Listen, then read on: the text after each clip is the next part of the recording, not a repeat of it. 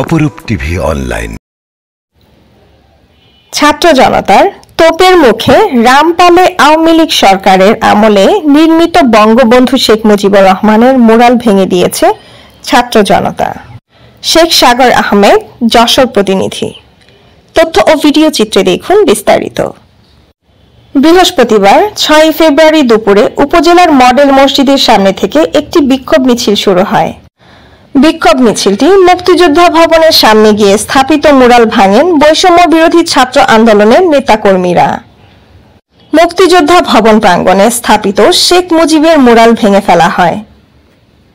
প্রতিবাদকারীরা জালো জালো, আগুন জালো, ভেঙে দাও, গুড়িয়ে দাও, ফ্যাসিবাদের আস্তানা, দিল্লি না ঢাকা, ঢাকা ঢাকা এমন নানা স্লোগানে রামপাল উপজেলা প্রকম্পিত করে তোলে বিক্ষুব্ধ ছাত্র জনতা।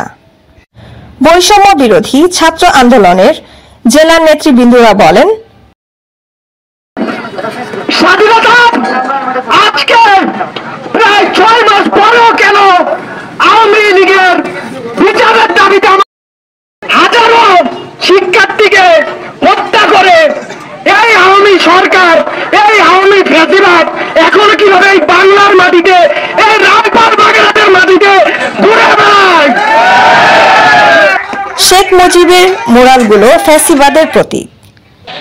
এগুলোকে বিগত সময়ে অতি ভক্তি দেখাতে দেখাতে স্রষ্টার পর্যায়ে নিয়ে যাওয়া হয়েছিল।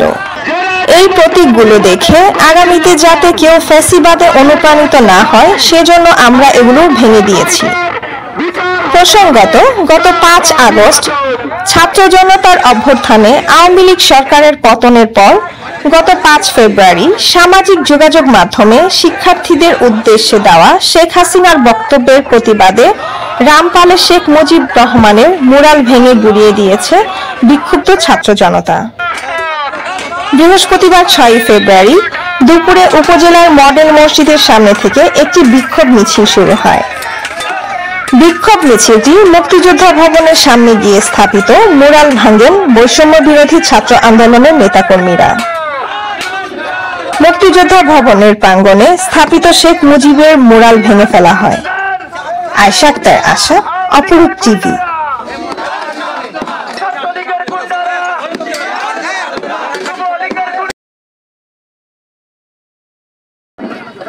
স্বাধীনতা আজকে প্রায় 6 মাস পরেও কেন আওয়ামী লীগের বিচারের দাবিতে হাজারো শিক্ষার্থীকে হত্যা করে এই আওয়ামী সরকার, এই আওয়ামী ফ্যাসিবাদ এখনো কিভাবে এই বাংলার মাটিতে, এই রামপাল বাগেরহাটের মাটিতে ঘুরে বেড়ায়।